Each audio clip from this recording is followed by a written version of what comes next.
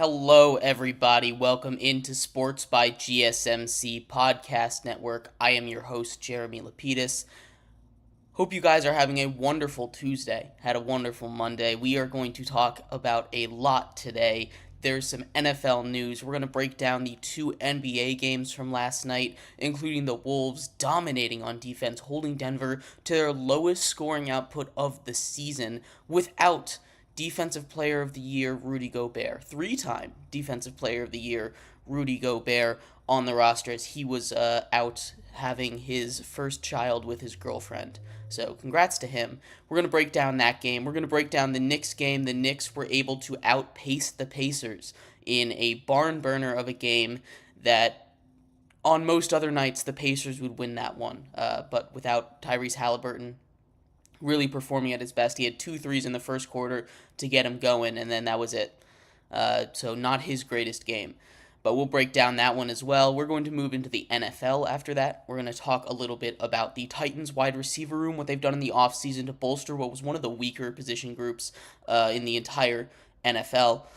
Excuse me. And then we're going to talk about Kirk Cousins. He's back in the news. There's more rumors about why he left Minnesota. We'll talk about that. We're going to end our show in baseball.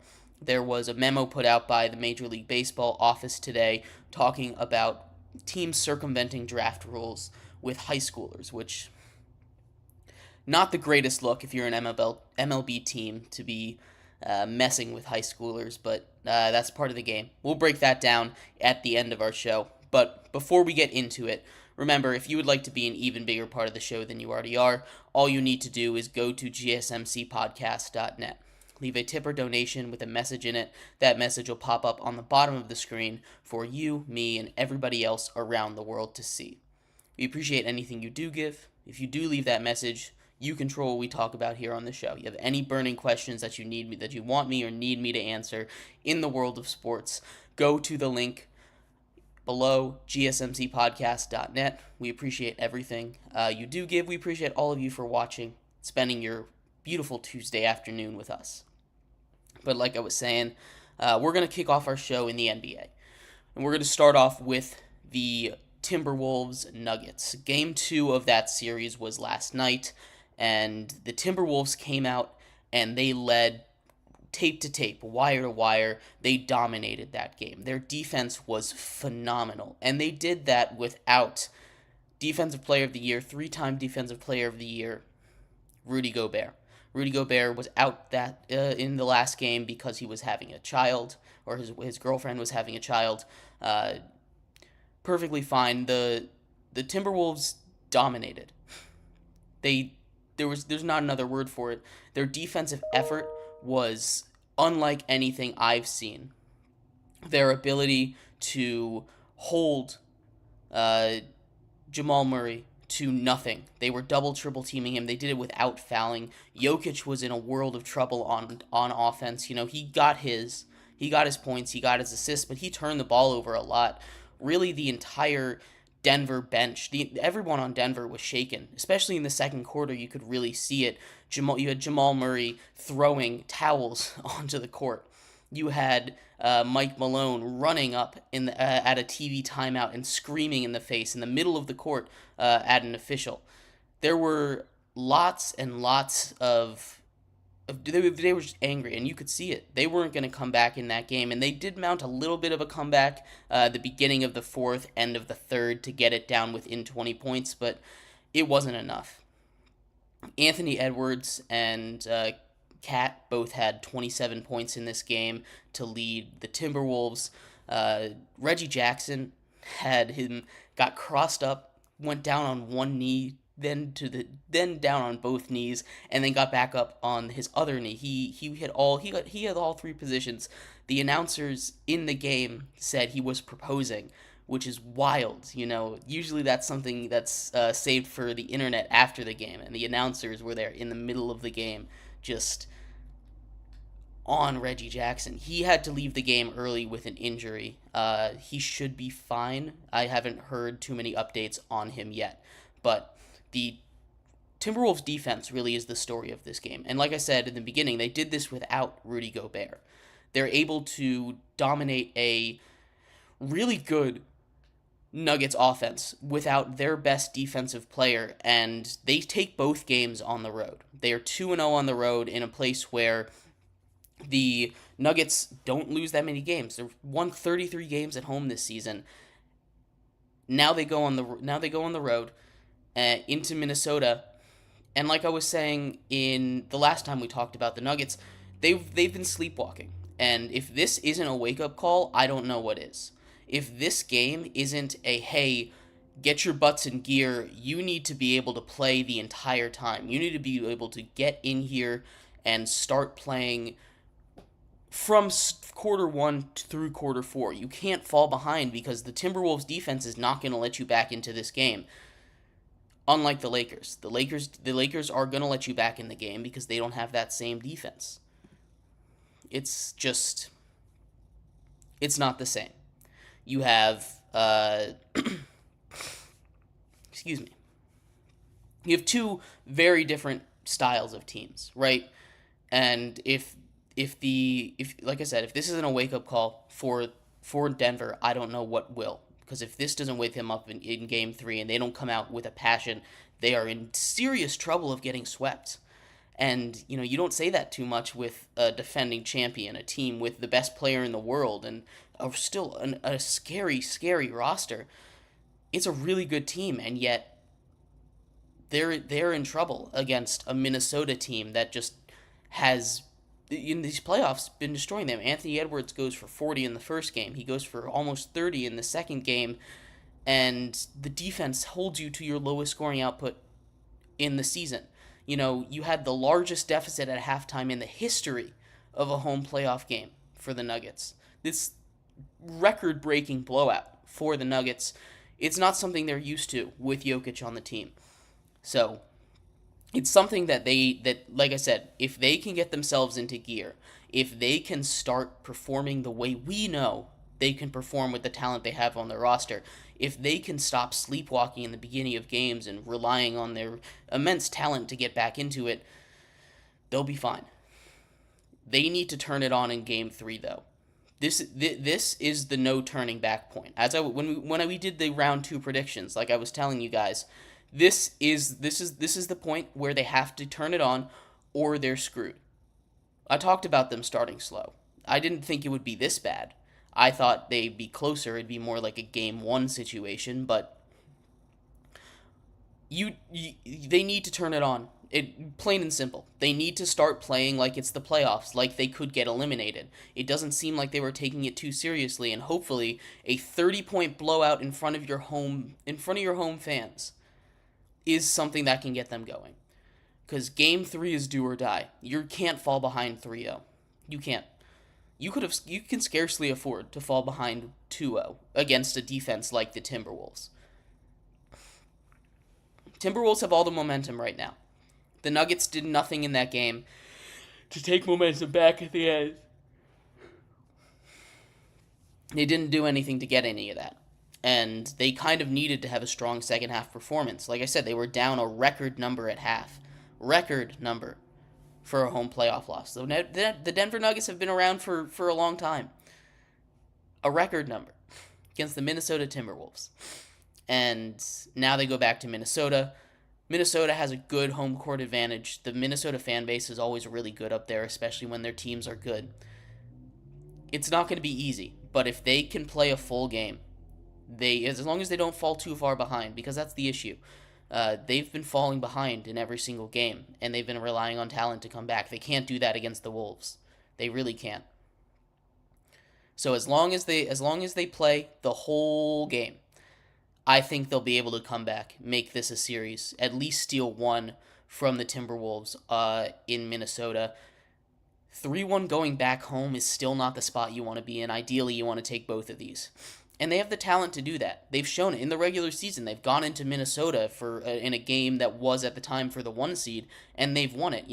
They've had these moments against this exact team not too long ago where they've been able to do it. They just need to prove it to themselves that they can do it, and that they can hold it and play 48 minutes of basketball. That's all they need to do.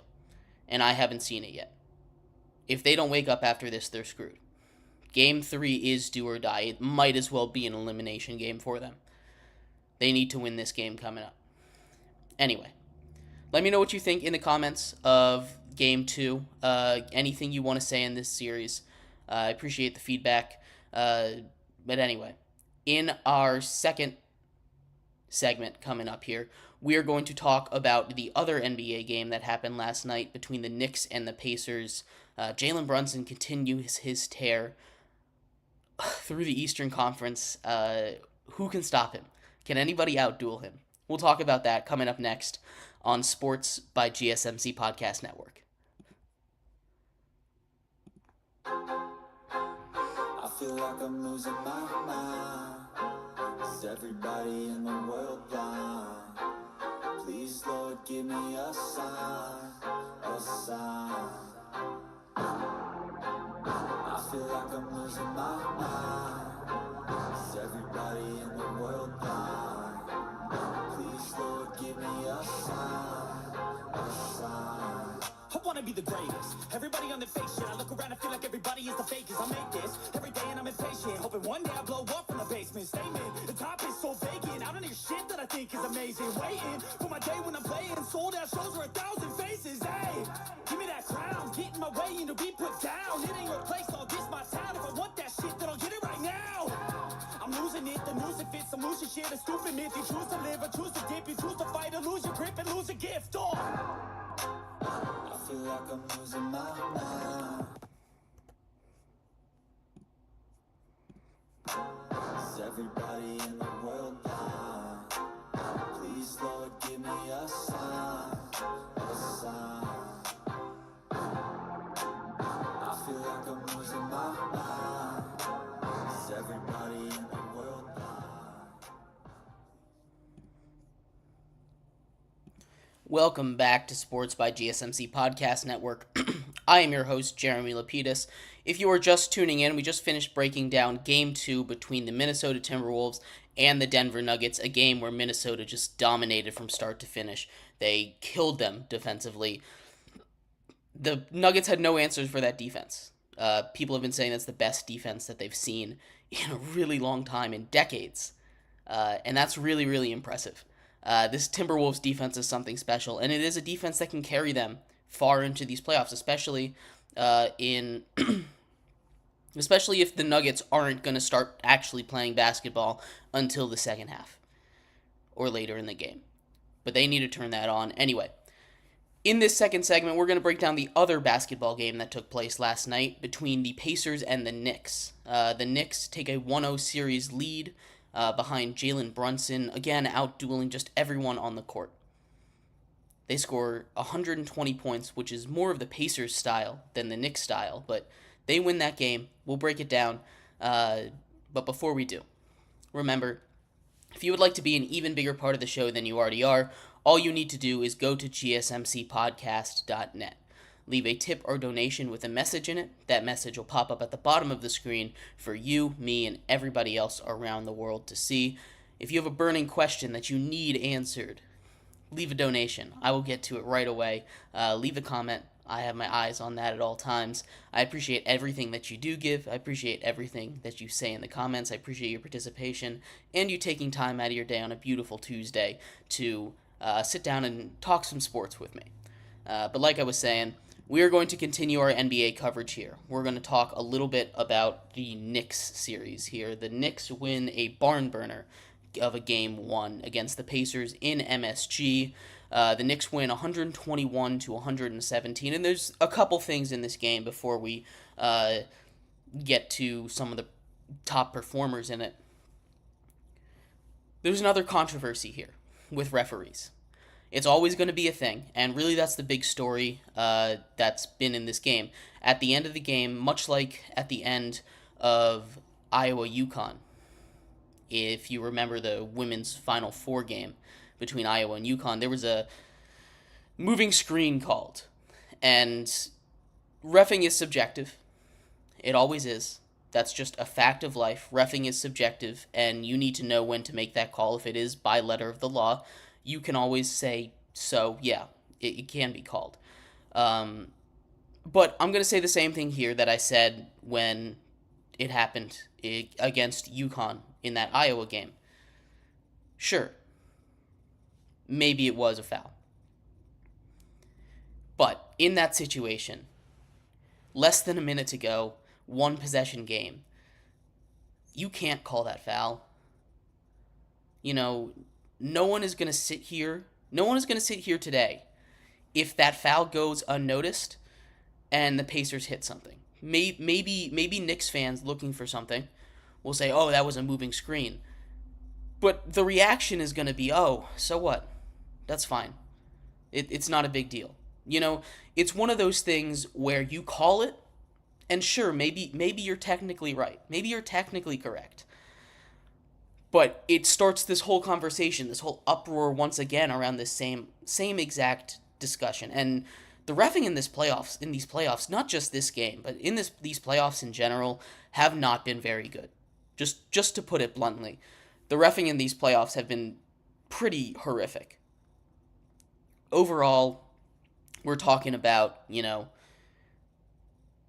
these refs that, they're making. You can go back to the Timberwolves game 1. They called a tech on Anthony Edwards for staring down a guy, and then they don't do anything against Jamal Murray for throwing a heat pad onto the court. They're being inconsistent, and really that's the worst thing, right? When you're looking at reffing, I understand it's a really hard job. I'm never going to sit here and say, "Hey, you know what? The refs have an easy job." They don't. And I understand that they're going to get things wrong. I do. They're at the highest level. These athletes are moving fast. It's easy to miss things when you're on the court like that. There's so much noise, so much outside distraction. It's easy to miss things. I know that when I was reffing, high school basketball, there were times that I would swallow the whistle just because I didn't want to ruin a play.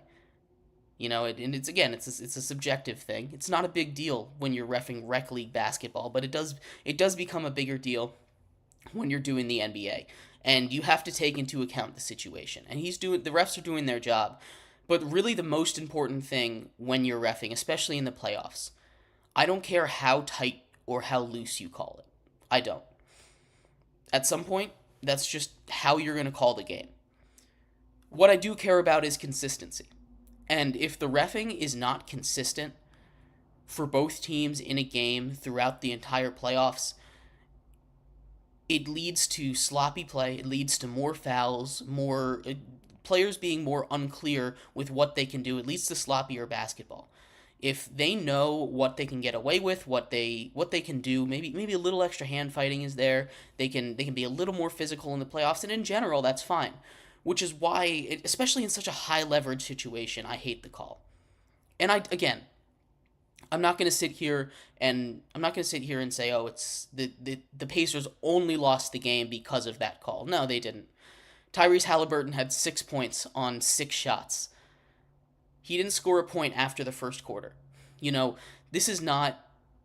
That's not how you win basketball in the conference semifinals. They probably should have won this game, call or not. You don't expect Tyrese Halliburton to only score 6 points. You don't expect your team to, have a hot start and then start missing all your shots down the stretch. It's tough to go against Jalen Brunson that's going to put at least 40 points up every single night. The Pacers should have won this game. This was the style of game that the Pacers want to play this entire series in. Fast-paced, high energy, because the Knicks starters under Thibodeau, this is what he does. He plays his starters for 45 minutes a game. And if you play high tempo like that, you're going to kill them. They're going to be so tired. They're not going to be able to play defense, which is the reason why this Knicks team got past the 76ers in the first place. Their defensive effort and energy on the boards and everything like that. Not to mention Jalen Brunson on the other end and all their shooting, but the defensive effort and their ability to stay with it, play 45 minutes a game with their starters is what led them past the 76ers, And you get them running up and down the court. I don't care how conditioned you are. You do that for 45 minutes, that's going to suck. That's going to suck so much. And that's how the Pacers have to win this game. You saw it was a close game. People were discounting the Pacers at the beginning of the series. This is how the Pacers can win. If the Knicks get stuck in high octane, high pressure basketball, fast paced basketball, the Pacers have the advantage. They're not as good as the Knicks, but they can make it so it's an even playing field. And on a normal night, a night where Tyrese Halliburton isn't putting up less than 10 points, they win this game. Point blank, period. Bad call or not, you can throw that out the window. They should have won this game. It doesn't matter. They didn't win this game. The refs affected it, but they didn't decide the game. The Pacers had their opportunities throughout the game, and it just didn't work out. So as much as we can sit here and say, oh, the bad call, it's all their fault. That's not what it is. That might be a big moment in the game, but it's not the reason. There's other stuff leading up to it, and you never know how that's going to affect it. You never know in the next possession if they're going to miss their free throws. You don't know if you're going to get a steal off the inbounds. Anything can happen, And the call isn't the reason they lost their game. Now, it definitely did not help. I will say that. It definitely did not help. But there's other reasons for it potentially to not be good, for it potentially to not end that game that way. The Pacers played really good basketball. Like I said, if they can get the Knicks playing this style of basketball every single game, they have a good shot of winning this series. We saw how close it was, a 4-point game. They had it down to one possession at the end of the game. This was a winnable game for them. Now, the Knicks aren't going to want to play like this every night, and that's going to be the challenge. Can the Knicks stay out of this pattern? Can the Pacers try and drag them in, and can the Knicks stay out of it? Whoever wins the pace of play in this series is going to be more successful. And if they can keep a high pace of play, the Pacers have a really good shot in this series. These games will be close, especially as we get down to later, like game 5, 6, 7, if it gets that far. If you get them running up and down the court every single night like this, they're going to be so tired by the time those games come around. They're not going to be as effective. So you need to take advantage of it if you're the Pacers. You need to blitzkrieg them, Get out early. Get out fast. Keep the pace going that way, like they did in Game 1. That's how they're going to keep this series close. I'd love to hear your thoughts about this game. Leave a comment. I'll be taking a look at those all night. But anyway, in our third segment, we are going to transition out of basketball. We're going to transition into the world of football, into the world of the NFL. There was some wide receiver news that I haven't covered, a couple receivers getting signed to new teams, and then in segment 4, we'll talk about the Kirk Cousins news that came out today, or the Kirk Cousins rumor that came out today. So stick around for that. That'll be coming up next on Sports by GSMC Podcast Network. Fix of sports talk without having to pay for it? GSMC Sports Network is available on YouTube. Just search GSMC Sports Network. Get your fix of daily sports talk shows on YouTube, absolutely free. NFL, college football, NBA, MLB, MMA, UFC, fantasy football, and so much more. GSMC Sports Network has shows running all day long, with new sports shows starting every 2 hours. Just like on your favorite cable sports channel, except GSMC Sports Network is absolutely free. Just search GSMC Sports Network on YouTube to catch one of your new favorite shows, like the GSMC College Football Podcast, Chip Shot Football Podcast, Hoops and Heels Women's Sports Podcast, GSMC Basketball Podcast, and so many more. Check it out for yourself. GSMC Sports Network, now available on YouTube absolutely free. Search GSMC Sports Network on YouTube right now.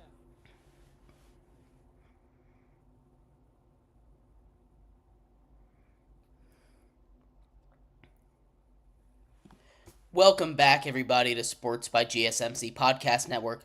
I'm your host, Jeremy Lapidus. If you are just tuning in, we just finished breaking down both NBA games from last night. The Pacers lose Game 1 to the Knicks in a controversial ending. The Knicks win a fast-paced game, and the Timberwolves blowout the Nuggets in Game 2. They're up 2-0, both games winning. They've won both games on the road, puts them in a really, really good spot to finish out this series. We'll see what happens when it goes back to Minnesota in a couple days, though. But in this third segment, we are going to transition into the NFL, and we're going to start talking a little bit about the Tennessee Titans and what they've done this offseason to revamp that wide receiver room. They've done a really good job of that. New GM, new head coach. I'm curious to see how that offense looks because they've done a good job of revamping it surrounding Will Levis with a lot of talent in a really good division, actually, and we'll see what happens. We'll break all their moves down this offseason in just a second, but before we do, remember that if you would like to be an even bigger part of the show than you already are, all you need to do is go to GSMCpodcast.net. Leave a tip or donation with a message in it. That message will pop up at the bottom of the screen for you, me, and everybody else around the world to see. If you have a burning question about sports you would like me to answer, go ahead and put that in a donation, in a comment. I will get to it as soon as I can. You can control what we talk about here on the show. Just leave a donation on the link that's on the screen right now. That's gsmcpodcast.net. We appreciate anything you do give. We appreciate you spending a beautiful Tuesday afternoon with us here on Sports by GSMC Podcast Network. But like I was saying, we've got a lot of NFL to talk about. It's been a while since we covered the NFL, I think, and so much has gone on. I feel like we haven't even touched the NFL since the NFL draft happened, or a little after the NFL draft. Lots has happened. We're going to start with the Tennessee Titans. The Tennessee Titans have had a really interesting offseason, and I wanted to walk through that real quick because taking a look at what they've done, taking a look at the Titans offseason, one of their biggest weaknesses, and they had a lot of weaknesses, was their entire offense, especially the wide receiver room. They had Treylon Burks, who has been unable to see the field in his first 2 years. He's played like a total of 3 games. They had their number 1 receiver last year. They're number 2. They brought in DeAndre Hopkins last season, which was huge for them. They needed to bring him in. He brought a huge spark of energy and a guy for Will Levis to throw to when he needed it. But their number 2 guy was Nick Westbrook-Ikhine. And nothing against Nick Westbrook-Ikhine. He's done a really solid job, but he's not a guy you want as wide receiver 2. You know, if he's there, he'll do a good job. He's a really, really good wide receiver 4. He's an okay wide receiver 3.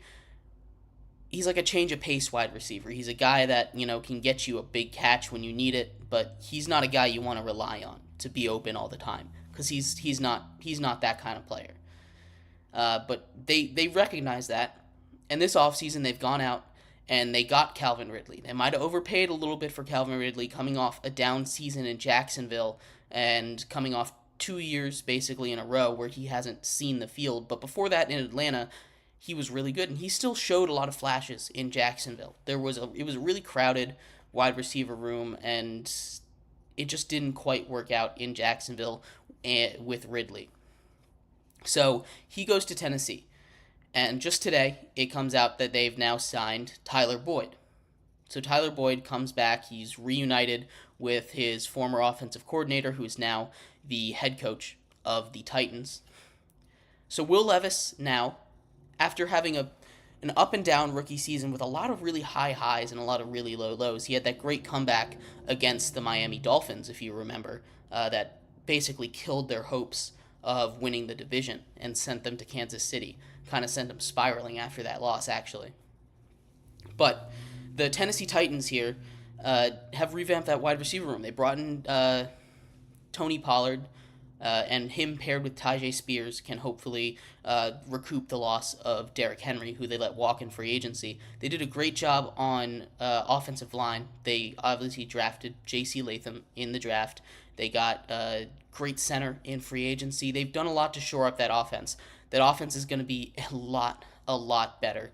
And this is the year for Will Levis to prove it. It's really weird to say that in year 2, but it's kind of the stage that we've gotten to with quarterbacks in the NFL nowadays. We're looking at it at the point where we're sitting here and we're saying, hey, if you don't show me something by the end of year 2, it's probably not going to work out. And that's a trend you can follow. There's obviously exceptions, and it's not a perfect system, but in general, Josh Allen is probably the main exception, but he's an exception among exceptions. He's the exception everywhere. He's the exception in the draft. You never want to draft a toolsy guy too high because he's 9 times out of 10 going to be a bust. Not Josh Allen. He's the exception. You don't want a guy that generally it's fair to say, hey, he's probably not going to be worth it after 2 years. Not Josh Allen. He turned into the second best quarterback in the league after 2 years, after year 3 or 4. But he's the exception among exceptions. I don't think Will Levis is quite along there, although he did get a lot of Josh Allen comps in his draft cycle. So maybe there's something there, but he now has weapons. And that's when we saw Josh Allen take that jump, when he got Stephon Diggs, when he got that elite weapon. He had DeAndre Hopkins, who was huge for him last season. Like I said, he was able to just throw it up to DeAndre Hopkins, who is going to make that catch more times than not, because DeAndre Hopkins, believe it or not, is really good at football. He's one of the best to ever catch a football. And you give him a weapon, you give him Calvin Ridley on the outside as to pair with that, that's going to leave teams it's going to make it a lot harder to double team DeAndre Hopkins. And if they do, you have Calvin Ridley. And if you don't, you have a guy in the slot who, Tyler Boyd, is arguably a top 5 slot receiver in the league right now. He's really good at what he does.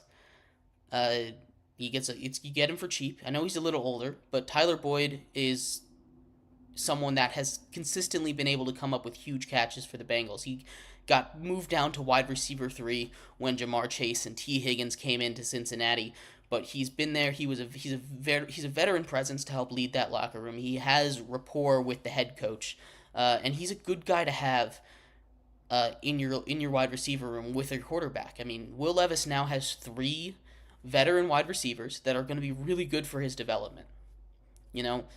I really like what the Titans have done, and not saying that they're going to compete this year, because they're in a division with Jacksonville, they're in a division with Houston, and to a certain extent, they're in a division with the Colts. Although I do think they've kind of caught up to the Colts. They're in a very similar situation where they both have a quarterback who didn't play a full season last year. They both have a rookie quarterback or second-year quarterback who didn't play a full season last year. Whether that because of injury or benching, whatever. He didn't play a full season last year. Will Levis and Anthony Richardson, they're both going to be back, and they both had highs and lows. They're in very similar situations, so I'm curious to see the battle between those two teams. I don't think the Titans are quite as good. Their defense isn't there, and that's really going to hold them back. But this offense with Will Levis, we're going to be able to see if he can carry the team, and it's good to get this out of the way. It's good to have no excuses for your quarterback. And it's weird to say that after Will Levis only started like 6 games last season. But this is the year he has to prove, hey, I'm the guy you can build around. Because remember, this regime did not draft him. This is not the GM and head coach combo that drafted Will Levis. And a lot of times you see the new regime say, hey, I want my guy. I want my guy to build around, especially when you're in a situation like the Titans are, where they're not really good right now. You want your guy. You want the guy that's gonna come in and show how right you are. So, we are taking a look at a new look Titans offense, a Titans offense that, if Will Levis can take that next step, could be really good, can compete in that division. Now, we've talked about how stacked the AFC is and how stacked that AFC South is already. It's good. I don't think they're a playoff team this year. But if we can see that step out of Will Levis, they're going in the right direction. This is going to be a figure-it-out year for the Titans. So, very interested to see how this goes. But anyway, we are going to, in our next segment, continue with the NFL. We are going to move on to Kirk Cousins. There was an interesting rumor that came out about Kirk Cousins and the reason why he left Minnesota to join Atlanta.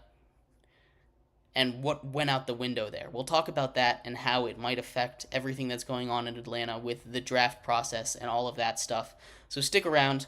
We'll be right back on Sports by GSMC Podcast Network.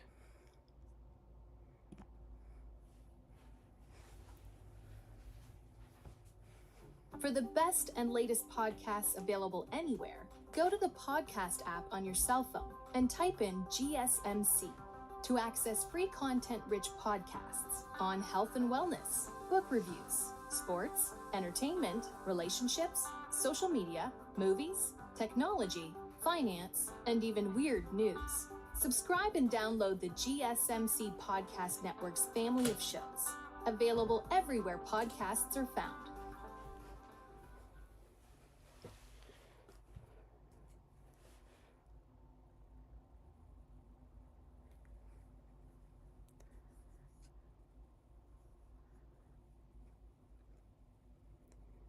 Welcome back to Sports by GSMC Podcast Network. If you are just tuning in, we just finished talking about the Titans, their wide receiver room, and their revamped offense, what that could look like next season under second-year quarterback Will Levis. Interesting way it's going to be a figure-it-out year for the Titans if they have everything set to go for the future or they need to hit the reset button on the quarterback position. But anyway, in this segment here, we're going to talk a little bit about Kirk Cousins. Kirk Cousins, who left Minnesota to go join the Falcons on a 4-year, $180 million deal, and then the Falcons turn around with the 8th pick and draft Michael Penix. And there was an interesting report that came out surrounding that. We'll get into that in just a second, but before we do, remember that if you would like to be an even bigger part of the show than you already are, all you need to do is go to gsmcpodcast.net. Leave a tip or donation with a message in it. That message will pop up on the bottom of the screen for you, me, and everybody else around the world to see. If you have a burning question about sports that you need answered, leave a donation. We will get to it right away. You can control what we talk about on the show. Just go to the link that's on the screen right now. That's gsmcpodcast.net. We appreciate anything you do give. Appreciate all your support. All you guys taking time out of your day on a beautiful Tuesday afternoon to spend time talking sports with me. But like I was saying, we are going to talk about Kirk Cousins and the Falcons. Kirk Cousins, in a report that came out today that I saw here, said one of the reasons that he ended up deciding to leave Minnesota is the fact that they said they were going to draft a quarterback. And he didn't like that. And now he gets down to Atlanta. And Atlanta seemingly making a long-term commitment to him, or at least a mid-term commitment to him, on a 4-year, $100 million guaranteed deal, up to $180 million in his contract, only to turn around not even 2 months later and draft his successor in Michael Penix. And it's not only that they did that, it's that they didn't even discuss with Kirk Cousins. And a lot of times when a situation like this comes out, it kind of paints the veteran quarterback in a bad light. I remember recently examples with Aaron Rodgers, with Ben Roethlisberger, with some of these guys. I think Kirk Cousins even had one too, where he said he wouldn't want to be a mentor. Eli Manning didn't like being a mentor when they drafted Daniel Jones. You know, there's plenty of these examples of Joe Flacco. That's the one I was looking for. All these guys have come out and been like, hey, I hate being a mentor. I don't want to mentor my successor. And a lot of times the media paints that as, oh, old grumpy veteran is saying, I won't help this new guy. I'm mad. No. You have to look at it from their perspective. You have a job where there's only 32 of them in the entire world. Only 32 people get to do the job you're doing. And you see your employer say, hey, help this guy. He's going to replace you soon. You don't have any incentive to help them other than being a good person. You have no incentive to help them. You know, it can only hurt you in the future to have them be great. So, you know, I understand. Most people don't say the quiet part out loud. Kirk Cousins never has. It's just a report, and I completely understand the viewpoint of these veteran quarterbacks. They go draft a successor, and they expect them to be okay with it. They expect them to teach it, and generally they do. They do because what else are they gonna do? Just make life horrible? These are people you're gonna have to spend half a year with. You're either gonna like them or you're not, and it sure as heck makes it a lot easier when you like them. So you go teach them. They're gonna learn from you whether you teach them or not. Just being around you, observing you. Go be a mentor. It doesn't hurt. But also I understand the psychological component or the mindset of a quarterback like Kirk Cousins in this situation. You come to a new town, you come to a new team, a team that you haven't really even met and introduced yourself to. You haven't met everyone. You haven't formed these long-term connections, and it feels like they're already trying to get rid of you. Now, they're not. He's not in any danger. At least I don't think he's in any danger of not starting this season with the Falcons. The Falcons have repeatedly said, "Hey, this is a move for the future. We really like Michael Penix, and he's a guy that we want for the future, not for now." And sure, that's maybe a little comforting, but on a 4-year deal, you're basically on the same time span as this guy. So by the time your deal is done, he is most likely going to take your spot, and that just hurts, honestly. It's a little bit of a different situation if you have been there for a little while. And again, this is the reason why he left Minnesota. He didn't want to have to deal with that. He wanted to be the guy without any mentoring, without having to deal with, hey, we're going to draft you the next guy. He's coming up behind you, just so you know. And at least Minnesota was open enough to tell him that, at least from this report. But Kirk Cousins goes to Atlanta. He hasn't met the entire team yet, and now they get a new quarterback. And it's not a good look. I understand what the Falcons are trying to do, and I like Michael Penix as a player. Everything I've seen from him, he seems like a good person, but you just have brought in a veteran quarterback, a guy that you expect to lead your team to success, and you're immediately undermining him. Immediately. He hasn't had time to establish himself in that locker room as the guy yet. And if he comes out early and struggles, he's coming off an Achilles injury.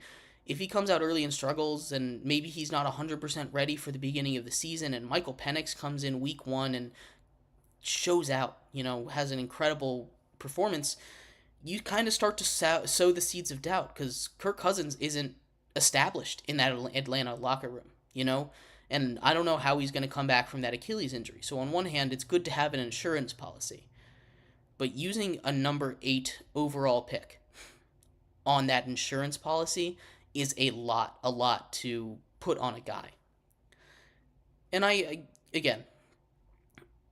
I'm sure that it's not the only reason he left Minnesota. It always seemed like that was his last year in Minnesota, especially after that injury, unless he was able to get that big money over there. But he's out. He goes to Atlanta, and then they immediately turn around and get his successor. So it's not really a good start to the relationship. Again, they didn't even tell him that it was happening. There's some strain there, and they're gonna have to deal with that for 4 years. I don't know who ended up making that call, but you'd think you'd check in with your big free agent quarterback beforehand, before all of this happens. That's just me, though. I understand the idea of not wanting to be a mentor. And people always paint it as a bad thing. People always paint it as a negative thing for these veteran quarterbacks, not wanting to teach everybody, teach the guy that's going to replace you everything. But it's an understandable thing. It's one of those things that it happens. Especially in the NFL, for a veteran guy, Kirk Cousins isn't a young man anymore. I think he's like 34, 35 at this point. He's been in the league since 2012. That's 12 years in the league. He's an established veteran, so he has some of that credibility already, but it makes it a little harder if he does start to struggle off of that Achilles injury to keep that locker room. And we've talked about in recent shows how important keeping the locker room, keeping the team together is, especially if you want to be a successful team. You don't want the center, your most important player, your quarterback, that position that keeps that keeps the team going. You don't want that player to have a divide, because that's what kills good teams, having a divided locker room. And nothing divides a locker room quicker than a quarterback controversy. But yeah, anyway, in our next segment coming up, segment 5, special segment 5, first time we're transitioning into that now. We are going to move into baseball. We're going to talk about a new MLB memo that came out the other day, or came out a couple hours ago, talking about how basically shaming MLB teams for circumventing the draft system, moving high schoolers to international countries so they can draft them earlier, not having to deal with the high school system, which is a little bit weird, a little bit scary, a little bit not okay. But we'll talk about all of that and more in the world of baseball coming up next on Sports by GSMC Podcast Network.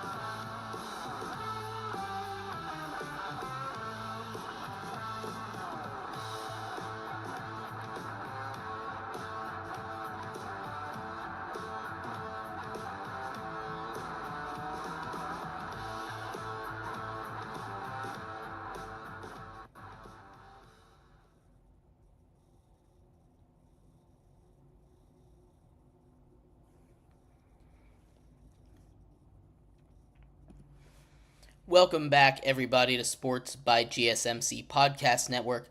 I am your host, Jeremy Lapidus. If you are just tuning in, we just finished talking about the NFL. We talked about the wide receiver situation in Tennessee, just signing Tyler Boyd earlier today, and fixing one of their biggest issues from last season, also bringing in Calvin Ridley.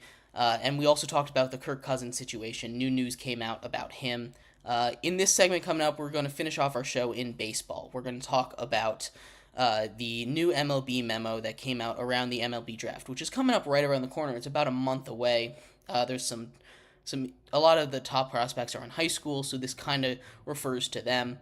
But before we get into that, remember, if you would like to be an even bigger part of the show than you already are, all you need to do is go to gsmcpodcast.net.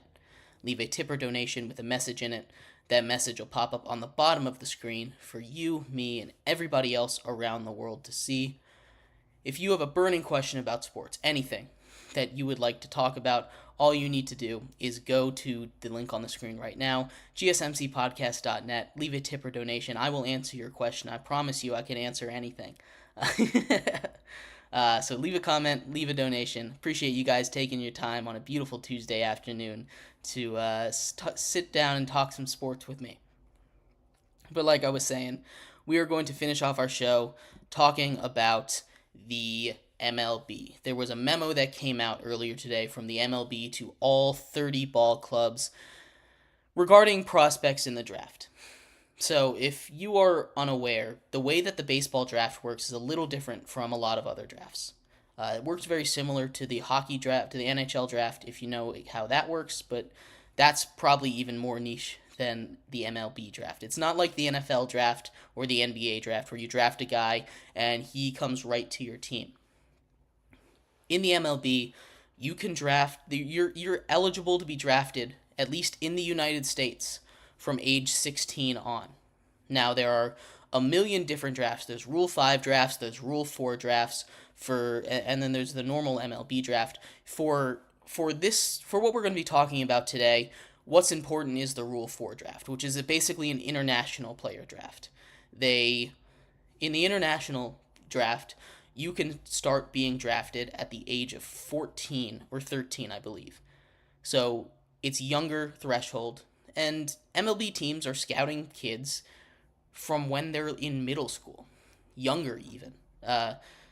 Especially overseas, these guys are being scouted from super young ages. Elementary school age, these kids are being scouted by MLB teams. They're saying, oh, this kid has potential, let's keep an eye on him.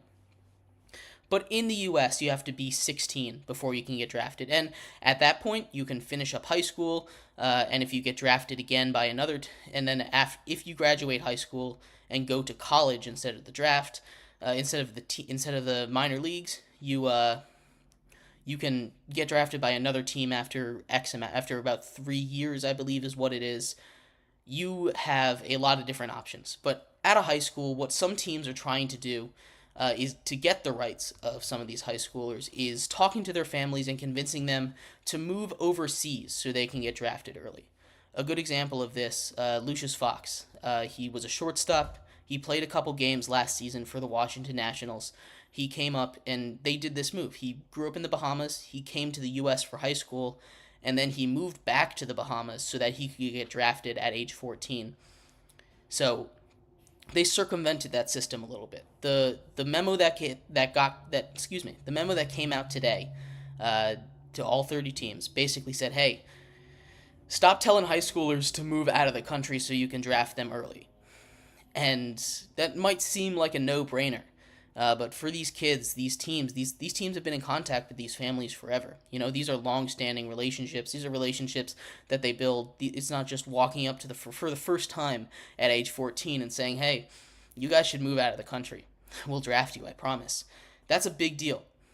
Send your kid out of the country. And it's not something that's super popular, but it is something that has happened more and more in recent years. It's something that we're seeing more as more international prospects start to take over the game of basketball, as it starts to globalize. And we get some of these star players that aren't from the United States. Excuse me. So the MLB sends out a memo today basically saying, hey, don't do that. Don't push kids to drop out of high school to evade the draft. So this memo came out yesterday, and it said, it's come to our attention that clubs have been encouraging amateur players in the United States to withdraw from or otherwise refrain from playing high school baseball in the United States or Canada, in order to try to establish residency in foreign country in an effort to make them eligible to sign under the International Amateur Talent System, or instead of the Rule 4 draft. So it basically is just a way for these teams to get more players, because you can't really trade draft picks in the MLB. It's a lot. It's like I said, there's a million different drafts. It's super complicated. There's like 30 rounds, and a lot of the kids that get drafted don't even end up going to that team, especially high schoolers. Generally, they will, but sometimes they stay, finish up college, and then they get drafted to another team. So it's always a risk. You always want to make sure that your guy is going to sign with you before you do that. There's a whole lot of stuff that goes into the MLB draft, more complicated than just evaluating prospects, which is hard enough on its own. You know, it's not easy to evaluate these prospects. It's not easy to sit here and say, hey, I would like to. I know this kid is going to be great. Let's use a top pick on him. It takes a lot, and there's so many places to look in baseball. You look all around the world. You look at a million different places around the country. It's tough. Like I said, the MLB draft is coming up.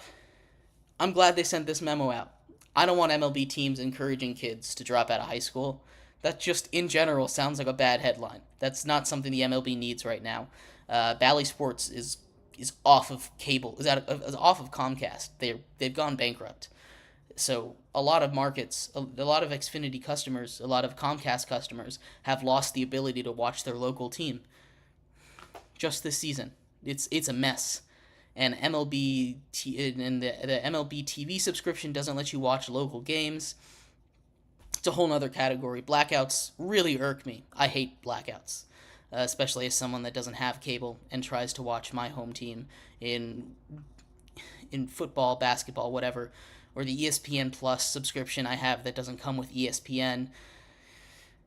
Whatever. That's a whole nother thing. So I can't watch mainline ESPN without going somewhere else, but doesn't matter. I'm going on a tangent here. The MLB sends out a memo, and it's a good thing. Really, that's all it is.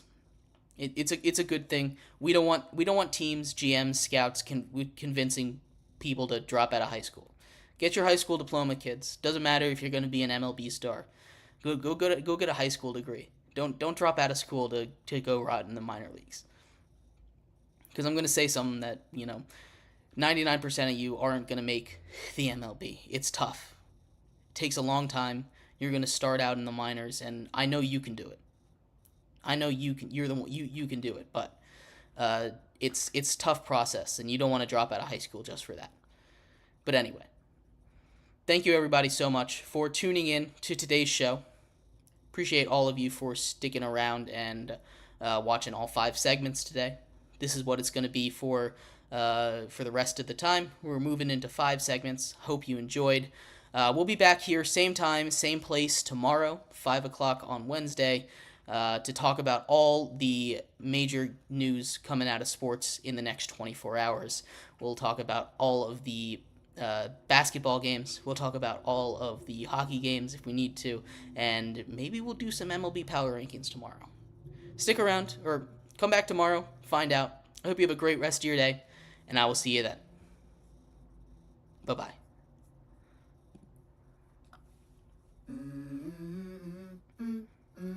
Let's go. I wake up to a little bit of drool on my pillow, feel like it's gonna be a bad day. Yeah, I'm tired of shit, and the coffee ain't hit yet, damn, ain't that great.